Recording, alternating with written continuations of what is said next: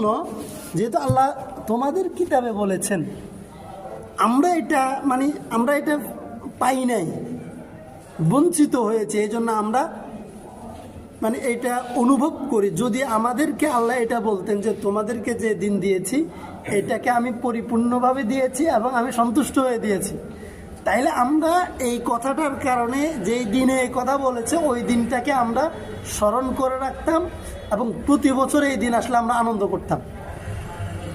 আমাদেরকে দিয়েছে তো মায়ে থাকলে মায়ের কদর হয় না, বাবা থাকলে বাবার কদর হয় না, এরকমই আমাদের বিষয়। দিনটা আমাদেরকে দিয়েছেন, আমাদের কদর নেই, এরকম পরিপূর্ণ। এখন যেখানে যখন যেটা, এখন একজন মানুষ ধর্ম পালন করছে, যে ভারতে আমি দেখলাম কিছু মানুষ নামাজ পড়ছে, খুব বুঝবেন কেন আল্লাহ সাহাবায়ে কেরামকে এভাবে বলছেন।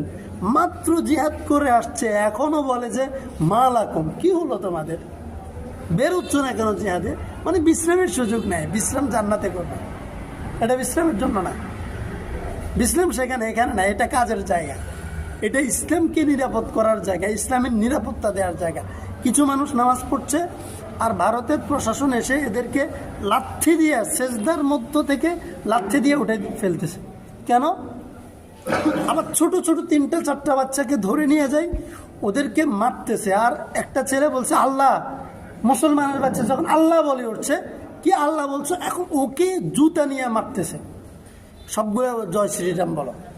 এই কাজটা যে হচ্ছে, এখন ওই ছেলেগুলা তো ছোট বাচ্চাগুলোকে এদের ক্ষতি করে নাই, ক্ষতি করছে করে নাই তো, ও আল্লাহকে ডাকছে, ওদের কেন এত মাথা ব্যথা? এরা নামাজ পড়তে আসছে, সেজদা করলো আল্লাহকে, ওদের এত কষ্ট লাগে কেন? দেখেন না, আমাদের দেশে বোরখা পরে স্কুল কলেজ বিশ্ববিদ্যালয়ে যায়, ওদের গা জ্বলে, এটা বোরখা পরে আসতে পারবে না। কিছুদিন আগে একটা মেয়েকে একটা কলেজে বাংলাদেশে, সে অন্তঃসত্ত্বা, তাকে নিয়ে কটাক্ষ করছে। কেন? কিছু মানুষের শয়তানি স্বভাব আছে পৃথিবীতে, এটা কিয়ামত পর্যন্ত থাকবে। এই জন্য আল জিহাদু মাদিন ইলা ইয়াউমিল কিয়ামা, এই বিষয়গুলোকে থামানোর জন্য, এই অপরাধীদেরকে দমন করার জন্য লাঠি দরকার, জিহাদের জন্য। জিহাদ নামাজ প্রতিষ্ঠার জন্য না, নামাজকে নিরাপদ রাখার জন্য, নামাজের নিরাপত্তার জন্য। কোরআন কেউ পড়িয়ে দিবে আর আমি ঘরে বসে হায় হায় রে, আমি তো কিছু করতে পারতেছি না, এটার জন্য কেউ যেন কোরআনকে অসম্মান করতে না পারে। আল্লাহ তাআলা দেখেন কিভাবে আমাদেরকে শিখায়। অন্য ধর্মের ব্যাপারে আমাদেরকে বলছেন লা তাসুব্বুল্লাযীনা ইয়াদউনা মিন দুনিল্লাহ ফায়াসুব্বুল্লাহা আদওয়াম বিগায়রি, যে তুমি অন্য ধর্মের উপাসকদেরকে গালি দিও না, খারাপভাবে বলিও না। কেন? তুমি যাকে বলছো সে তো মিথ্যা, ঠিক আছে, কিন্তু তাকে যারা পূজা করে তারা তো মিথ্যা সত্য বুঝে না, তারা তো তাকে পছন্দ করে, ভালোবাসে। এখন তুমি তাদের মিথ্যা মূর্তিকে দাবি দিলে, খোদাকে গালি দিলে, বকাঝকা খারাপভাবে উপস্থাপন করলে, তারা তোমার সত্য খোদাকে গালি দেবে। বুঝে আসছে? তাহলে এই গালিটা কেন দিল? আমার কারণে। আল্লাহ বলছে প্রথমত আমার কারণে যেন এটা না হয়, এই জন্য তোমরা তাদেরকে খারাপভাবে বলিও না। এই এক। দ্বিতীয়, এর পরেও আমাদের দিকে যদি কেউ তেড়ে আসে, তো আমরা তো সবাই তো নিরীহ মুসলমান, নিরীহ মুসল্লি। আমি কোরআন তেলাওয়াত করতেছি, একজন বুজুর্গ মানুষ, বয়স্ক মানুষ কোরআন তেলাওয়াত করতেছে, একটা এসে ওনার হাত থেকে কোরআনটা নিবে, ছিঁড়ে ফেলে দিবে, তো এটাকে থামাতে হবে না? আমি যে ওদের খোদাকে গালি দিব না, তাহলে আমার খোদাকে গালি দিলে সেটা আমি প্রতিরোধ করব না? আমার কোরআনকে কেউ প্রশ্নবিদ্ধ করলে এটা আমি উত্তর দিব না? আমার মুসলমানকে সেজদা থেকে উঠিয়ে যদি কেউ নিয়ে যেতে চায়, এটাকে আমরা প্রতিরোধ করব না? আমার মসজিদকে যদি কেউ ভেঙে গুড়িয়ে দিতে চায়, সেটাকে আমরা ফিরাবো না? আমাদের দ্বীনি মার্কাজ মাদ্রাসাগুলোকে যদি কেউ ভেঙে দেয়, তাহলে কি সেটা আমরা ফিরাবো না? তো এখন যারা মসজিদ ভাঙতে আসবে তারা কি ভদ্র মানুষ? ভদ্র মানুষ না। যারা মাদ্রাসা ভাঙে তারা ভদ্র মানুষ না। একজন মানুষ সেজদায় গেছে, সেখান থেকে লাথি দিয়ে উঠাই দেয়, ভদ্র মানুষ না এরা। একটা ছোট ছোট বাচ্চারা যে এখনো ভালো খারাপ বুঝে না, সে আল্লাহ বলে আর তাকে জয় শ্রীরাম বলার জন্য যখন আঘাত করে, নির্যাতন করে, যারা এই কাজটা করে তারা কি ভদ্র মানুষ? তাহলে আমি যদি বলি আমি ভদ্র হয়ে গেলে সব ভদ্র হয়ে যাবে, এটা কিভাবে হইল? নবীর চেয়ে তো ভদ্র মানুষ কেউ নাই, নবীর পরে সাহাবীদের চেয়ে ভদ্র মানুষ কেউ নাই। নবীকে আল্লাহ তাআলা মক্কা থেকে নির্যাতিত হয়ে মদিনায় আসার পরে আল্লাহ তাআলা এক পর্যায়ে আয়াত নাযিল করছেন, ওয়ামা লাকুম লা তুকাতিলুনা ফি সাবিলিল্লাহ। এখানে বলছে ইয়া আইয়ুহাল্লাযীনা আমানু মা লাকুম ইযা কিলা লাকুম ইনফিরু ফি সাবিলিল্লাহ তাকালতুম। ওখানে বলছেন ওয়ামা লাকুম লা তুকাতিলুনা ফি সাবিলিল্লাহ ওয়াল মুস্তাদআফিনা মিনার রিজাল ওয়ান নিসা ওয়াল বিলদান। সন্তানেরা, ছোট বাচ্চারা, বৃদ্ধারা, দুর্বল মানুষেরা, তারা নির্যাতিত। তাদের হাতে? জালেমের হাতে। জালেম তো ভালো মানুষ হয় না, খারাপ মানুষেরা হয়। আর খারাপ মানুষের সাথে চোরে না শুনে ধর্মের কাহিনী চোরে শুনে না, ধর্মের কথা চোরে শুনে না। তাহলে এই যে এদেরকে, এই জন্য আল্লাহ সেখানে বলছে আপনি কি হলো, আপনি কেন যাচ্ছেন না? যারা বলছে রব্বানা আখরিজনা মিন হাযিহিল ক্বরিয়াতি যালিমি আহলুহা, আল্লাহ এই জালেমের ভূমি থেকে, ক্বরিয়াতি যালিম, জালেমের এলাকা থেকে আমাদেরকে বাঁচান। ওই এলাকাটা কোন এলাকা? মক্কা, বাইতুল্লাহর এলাকা। আপনি দেখেন, যেটা হারেম শরীফ যেখানে অবস্থিত, আল্লাহর ঘর বাইতুল্লাহ যেখানে অবস্থিত, আরশে আজিম থেকে সর্বপ্রথম রহমত নাজিল হয় যে জায়গায়, সেই এলাকাকে আর যেই জমিন সেই ঘরকে ধারণ করে আছে, সেই জমিনকে আল্লাহ বলছে জালিমের ভূমি। চিন্তা করছেন কেন? জুলুম আল্লাহ তাআলা এটা পছন্দ করে না কোনোভাবে। এটাকে আল্লাহ, জুলুমের সাথে কোনো স্যাক্রিফাইস নেই, কোনো সমঝোতা নেই। আল্লাহ এই জন্য সেখানে নবীকে বলছেন যান। কি হলো, আপনি কেন যাচ্ছেন না ওদেরকে উদ্ধার করার জন্য? যেখানে শিশুরা আছে অত্যাচারিত, যেখানে দুর্বল মানুষ আছে অত্যাচারিত, যেখানে বুড়া আছে, বৃদ্ধ আছে, বৃদ্ধারা আছে, কেন যাচ্ছেন না? নবীকে যদি এটা বলেন আল্লাহ, তাহলে নবীর ওয়ারিস মুসলিম উম্মাহর জন্য কি এই কথা প্রযোজ্য না? আল জিহাদু মাযিন ইলা ইয়াউমিল কিয়ামা। কিয়ামত পর্যন্ত কেন? কারণ কিয়ামত পর্যন্ত জালেম থাকবে, কিয়ামত পর্যন্ত অপরাধী থাকবে, অত্যাচারী থাকবে। এটা বোঝার জন্য এই যে বাংলাদেশে এখন আপনি বলবেন দেশের সেনাবাহিনী আছে না, সেনাবাহিনী তো দেশের সংবিধান মতো যারা অপরাধী তাদের জন্য। দেশের অভ্যন্তরীণ পুলিশ কাদের জন্য? সংবিধানের আলোকে যারা দেশ চালায়, তাদের নজরে, তাদের নজরিয়াতে যারা অপরাধী তাদের জন্য। কোরআন সুন্নাহের আলোকে যারা অপরাধী তাদের জন্য তো পুলিশ বাহিনী না। তাহলে আল্লাহ তো এখানে কোরআন সুন্নাহের নজরে যারা অপরাধী তাদের জন্য বলছে। তাহলে এই পুলিশ দিয়ে কি সেই কাজ হবে? এই সেনাবাহিনী দিয়ে সেই কাজ হবে না।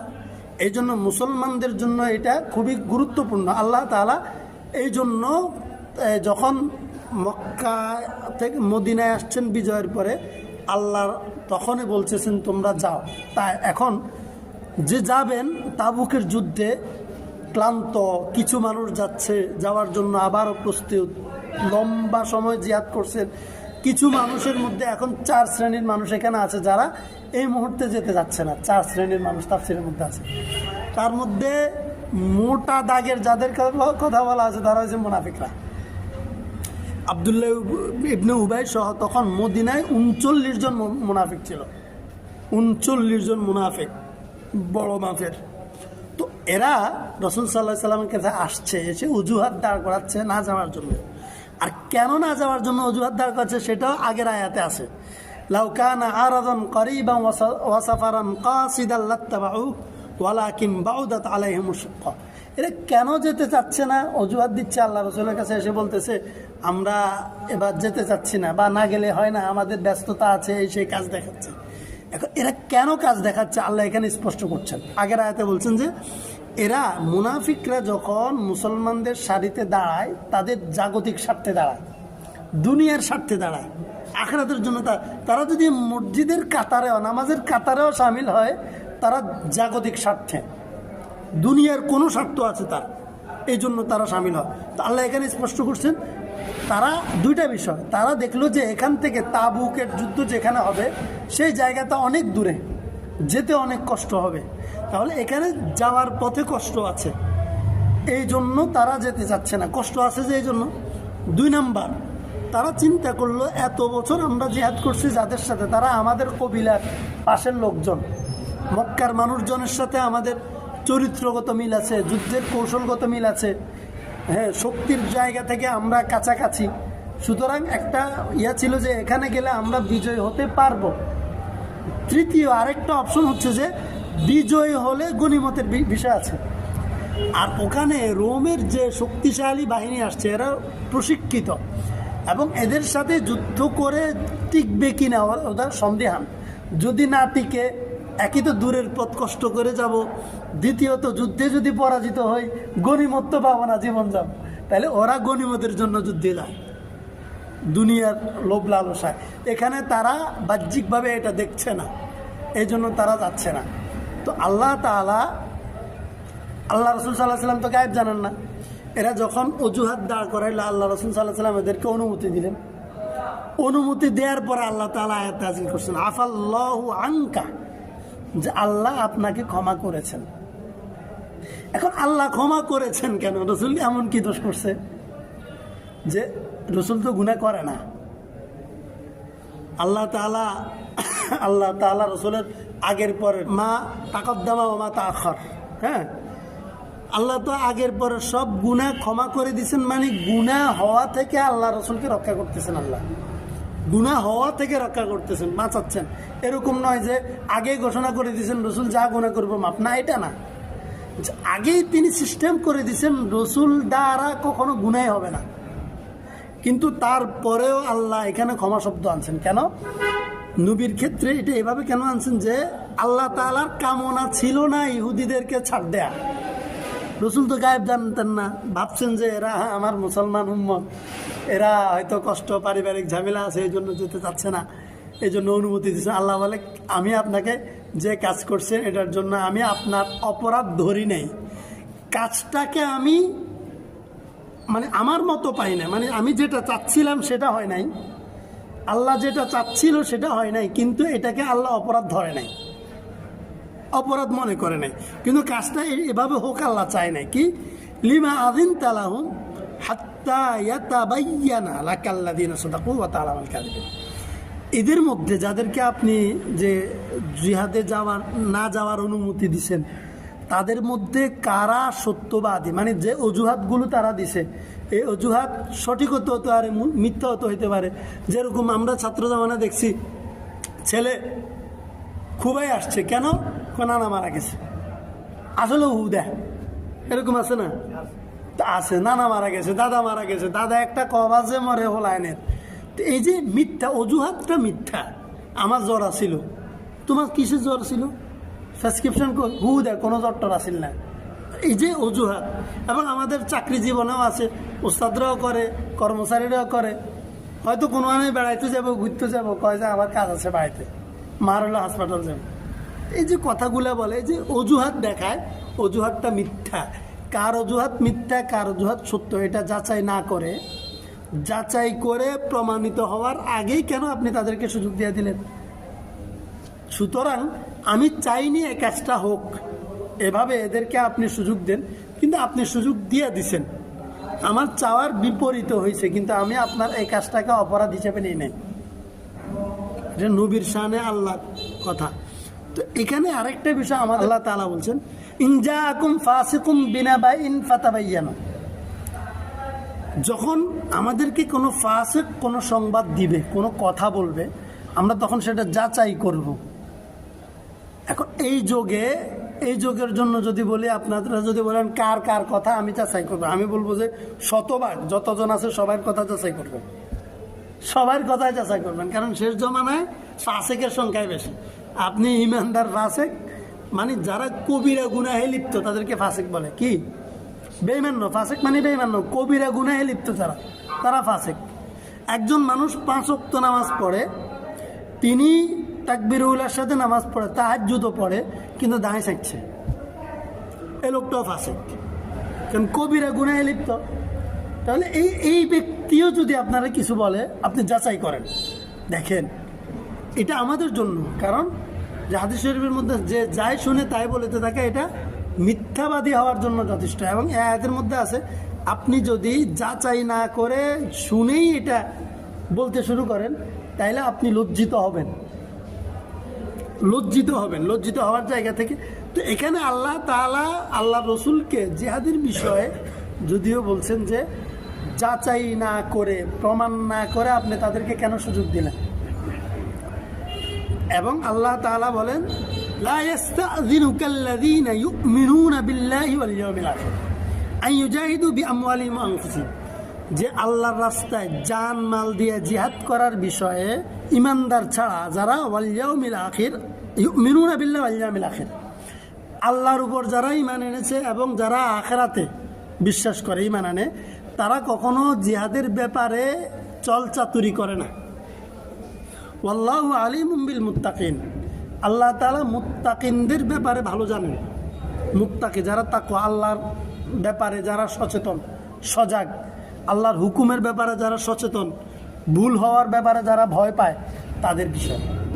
আল্লাহ রসুলের তো সুযোগ ছিল আল্লাহকে, আল্লাহ একটু আমরা জানাই দেন, এরা জিহাদে যেতে চাচ্ছে না, আপনি বলছেন যাইতে, এখন আমি কি করব, বলার সুযোগ ছিল। আল্লাহ রসুল আল্লাহর সাথে পরামর্শ করেন নাই, আল্লাহর কাছ থেকে জানতে চান নাই, এইটা আল্লাহর কাছে সুন্দর লাগে নাই।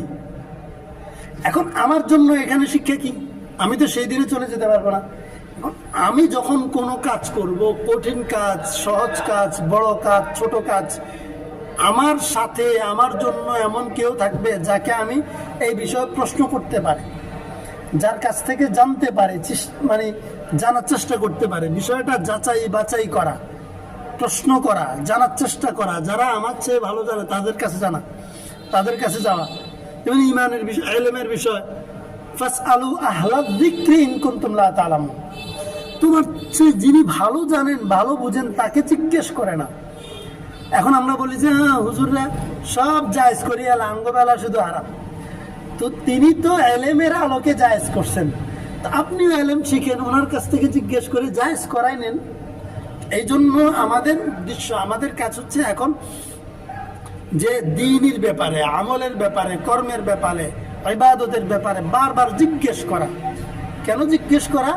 যেন আমার আমলটা ভুল না হয়ে যায়, আমাদের ইবাদতটা যেন ভুল না হয়ে যায়, সিদ্ধান্তটা যেন ভুল না হয়ে যায়, কাজটা যেন শরীয়তের খেলাফ না হয়, বিপরীত না হয়, আমার কাজটা যেন শরীয়ত সম্মত হয়, আল্লাহ এবং তার রাসূল সাল্লাল্লাহু আলাইহি ওয়াসাল্লাম ইচ্ছা মতো হয়, পছন্দ মতো হয়, এটা চেষ্টা করা আমার দায়িত্ব। এখন আল্লাহ রাসূলকে যদি আল্লাহ এভাবে বলতে পারেন, তাহলে আমার ব্যাপারে আমাকে ছাড় দিবেন? মানে আমার সামনে এই আয়াতটা রাখা মানে কি? আল্লাহ রসুলের ব্যাপারে এভাবে বলছেন, তাহলে আমার ব্যাপারে কি উপায় হবে? বুঝেন না, আমার ব্যাপারে কি হবে? আমি কেমন সচেতন হওয়া দরকার, কিরকম সজাগ হওয়া দরকার। এই জন্য আমরা চেষ্টা করবো ইনশাআল্লাহ তাআলা যেন আল্লাহ তাআলার বিধান মতো যে বিধানগুলো, সবগুলো আমরা পারি না মানতে। এই যে এখানে জিহাদের আলোচনা চলছে, জিহাদের বিধান, তাবুক যুদ্ধের আগে বিভিন্ন যুদ্ধ ছিল, যে আমি যুদ্ধ করতে পারবো না, কিন্তু যারা জিহাদ করবে তাদেরকে আমি অপছন্দ করবো কেন? তাদের বিপরীতে বলবো কেন? তাদেরকে উগ্রে কেন বলবো? আমি কেন বলবো? এটা তো মুনাফিকরা বলবে, ইহুদিরা বলবে। এই যে আজকে সিরিয়াতে যেটা হইলো, যে মানুষদেরকে এক একজন মানুষ 43 বছর পরে বের হইল, নারীরা, মুসলিম নারীরা, যাদেরকে কোনো পরপুরুষ দেখতো না, এরকম পর্দানসীন ছিল, তাদের পেটে ওই জানোয়ারদের বাচ্চা বন্দি করে সেখানে তাদের সাথে মেলামেশা করছে। এই যে মুসলিম মেয়েদেরকে এভাবে সম্মান নষ্ট করা হচ্ছে, ছোট ছোট বাচ্চাদের, মানসিক রোগী হয়ে গেছে মানুষেরা, এই যে কাজগুলো যে হচ্ছে, এই যে ফিলিস্তিনে হচ্ছে, তাই না? এই যে বিষয়গুলো বাংলাদেশে যে এই আয়না ঘরের ভিতরে যেগুলো হয়েছে, আপনি এগুলোকে কিভাবে দেবেন? এগুলো যদি প্রশাসন এগুলো করে তাহলে এটা জুলুম, প্রশাসন জালেম। তাহলে এই জালেমের বিরুদ্ধে কথা বলার জন্য আল্লাহ মুজাহিদদেরকে তৈরি করছেন। মুজাহিদের কাজ কি? জালেম মুসলমান না হিন্দু না দেশের প্রশাসন না, এটা দেখার দায়িত্ব তো না। দেখার বিষয় হচ্ছে জালেম আছে কিনা। যদি কিয়ামত পর্যন্ত জালেম থাকে, কিয়ামত পর্যন্ত জিহাদ থাকবে। এজন্য এবং জিহাদ থাকাটা আমার আপনার আমলের জীবনের নিরাপত্তার জন্য প্রয়োজন। তো আল্লাহ তাআলা আমাদেরকে সামনে বারবার বিভিন্নভাবে বিভিন্ন বিষয় দেখাচ্ছেন। তো আমার কিছু বিষয় বিশ্বাসের জন্য থাকবে, কিছু বিষয় আমলের জন্য থাকবে। আর যে বিষয়গুলো আমি আমল করতে পারবো না, আমার এটা দুর্বলতা হিসাবে আমি নিজের কাছে নিজে লজ্জিত থাকবো, কিন্তু যারা এই কাজগুলো করবে তাদের ব্যাপারে প্রশ্ন তুলবো না। যেখানে ফাসেক, যার ইমান আছে, সে কথা বললে ফাতাবাইয়ানু, যে যাচাইয়ের কথা আছে, সেখানে বেঈমান, সেকুলার, অমুসলিম, মুশরিক তারা কথা বললে, ইহুদি, হিন্দু, খ্রিস্টান এরা কথা বললে যাচাই করা ছাড়া, পত্রিকায় যেটা আসবে সেটা যাচাই করা ছাড়া আমরা চালাই দিব। রসুলের সাথে ইহুদিরা, মুনাফিকরা এভাবে মিথ্যাচার করছে, তো আমাদের সাথে হিন্দুরা, আমাদের সাথে ইহুদিরা, আমাদের সাথে পাশ্চাত্যের সংবাদপত্র মিথ্যা কথা বলবে না, এটা কিভাবে আমি নিশ্চিত হলাম?